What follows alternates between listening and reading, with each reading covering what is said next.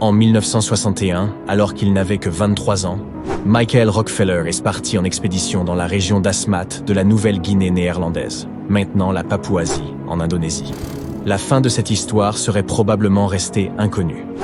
Mais Rockefeller était le plus jeune fils d'un riche et célèbre fonctionnaire de New York, donc sa disparition mystérieuse a créé pas mal de remous à l'époque. Sa mission était de collecter des artefacts pour le musée d'art primitif de New York. Le 19 novembre, Rockefeller est parti en expédition pour collecter des objets avec un groupe du peuple Asmat. Il était également accompagné d'un Néerlandais, René Wassing, et ils sont tous les deux montés dans une pirogue afin de rejoindre une rive voisine. Hélas, la pirogue a chaviré et les deux hommes ont été séparés.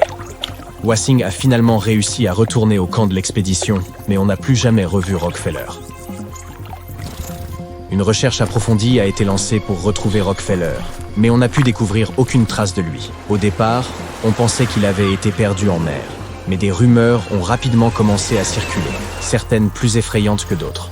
Une de ces rumeurs prétendait qu'il avait été pris en otage par le peuple Asmat et qu'il était finalement décédé. Le gouvernement néerlandais, qui supervisait la colonie à l'époque, a enquêté mais n'a trouvé aucune preuve de cela. Au fil des décennies depuis sa disparition, diverses théories ont été avancées pour reconstituer son histoire. Certains ont suggéré qu'il avait en vérité pu rejoindre le camp, mais qu'il avait choisi de rester avec le peuple Asmat et de vivre parmi eux. Aussi étrange que cela puisse paraître, nous ne pouvons pas écarter cette théorie, car ce peuple était plutôt intéressant. Pour commencer, ils ont un riche patrimoine culturel qui comprend des rituels traditionnels, de la musique et de l'art. Ils mènent également une vie simple, la plupart d'entre eux étant fermiers, et ils dépendent de la terre et de ses ressources pour survivre. Ils s'adonnent également à la chasse, à la pêche et à la cueillette. Les Asmat ont aussi un profond lien spirituel avec le monde naturel et croient que des esprits résident dans tous les êtres vivants. Ce peuple a également un système de succession matrilinéaire, où la propriété et le statut sont transmis par les femmes. D'autres ont affirmé qu'il avait été capturé et détenu par les autorités indonésiennes, ou qu'il avait été pris pour cible par des chasseurs de têtes. À ce jour, la vérité de la disparition de Michael Rockefeller n'est pas connue. La seule chose qui est certaine, c'est que c'était un jeune homme aventureux passionné par l'art et la culture du peuple Asmat. L'histoire de Rockefeller n'est pas la seule à se terminer tragiquement dans une forêt tropicale. Celle de Percy Fawcett est également mystérieuse et fascine les gens depuis plus d'un siècle. Fawcett était un explorateur et arpenteur britannique qui, au début du XXe siècle, s'est lancé à la recherche d'une cité perdue dans la jungle amazonienne. Il croyait qu'il y avait là les vestiges d'une civilisation. Il avait toujours été fasciné par l'idée d'une cité perdue au fin fond de la jungle. Il croyait que des ruines se cachaient quelque part, prêtes à être découvertes avec tous leurs trésors.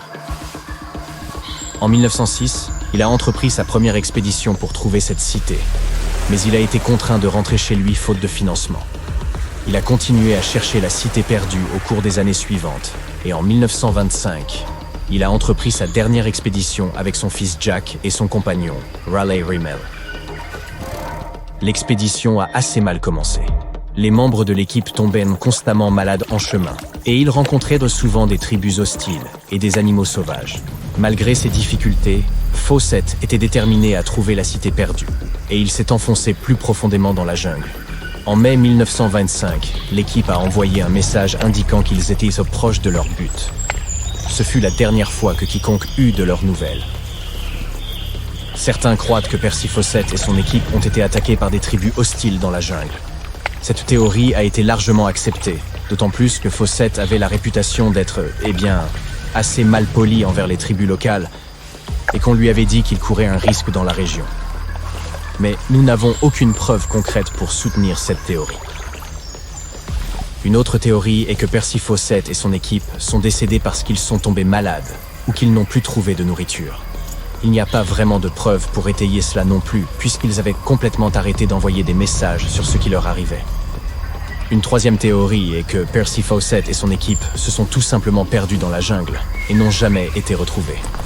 La jungle amazonienne est en effet l'un des endroits les plus reculés et les plus inhospitaliers de la planète, et il est facile d'y perdre son chemin. Dans certains cas, la forêt tropicale peut être assez accueillante, même si tu te sépares de ton groupe. De nombreux touristes partent à l'aventure dans le parc national Madidi, une zone protégée. En effet, les agences de tourisme locales assurent la sécurité des visiteurs. Bien que des accidents peuvent se produire dans le parc, les disparitions restent chose rare. Cependant, un jeune homme chilien de 25 ans nommé Maikul Coroseo Acuna a disparu dans des circonstances mystérieuses en 2017. Maikul avait rejoint un groupe de voyageurs et avait prévu d'explorer la vaste forêt tropicale. Un jour, les guides ont invité le groupe à participer à une cérémonie locale. Ces participants devaient y remercier la terre-mère de les laisser entrer dans la forêt. Étrangement, Maikul a refusé. Peut-être était-il fatigué ou peut-être qu'il ne se souciait pas beaucoup des traditions. Quoi qu'il en soit, quand l'un des guides est allé le chercher, il avait disparu. L'équipe l'a cherché toute la nuit, mais ne l'a pas trouvé. Très vite, les habitants de la région se sont imaginés que le jeune touriste avait offensé les esprits en refusant de participer à la cérémonie. Ils ont même dit qu'il avait été emmené dans une autre dimension.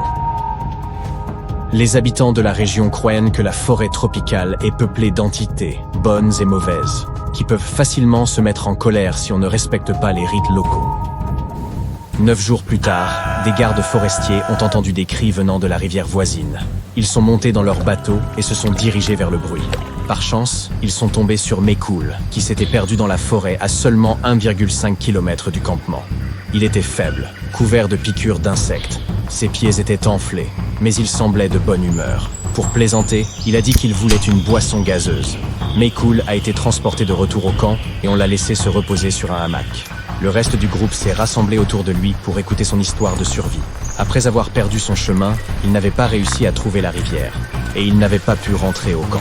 Mais il avait survécu grâce à un groupe de singes qui lui avaient donné des fruits, un abri et de l'eau. Au fil des jours, les conditions difficiles l'avaient affecté. Il se faisait piquer par les moustiques, souffrait de la faim et perdait espoir de jamais retrouver la civilisation. Notre jeune explorateur se souvient que la nuit de sa disparition, il avait eu des pensées étranges et avait ressenti le besoin de quitter la forêt. Il s'était enfui, jetant ses sandales, son téléphone et sa lampe de poche. Puis, s'arrêtant, il avait réalisé qu'il ignorait totalement où il se trouvait.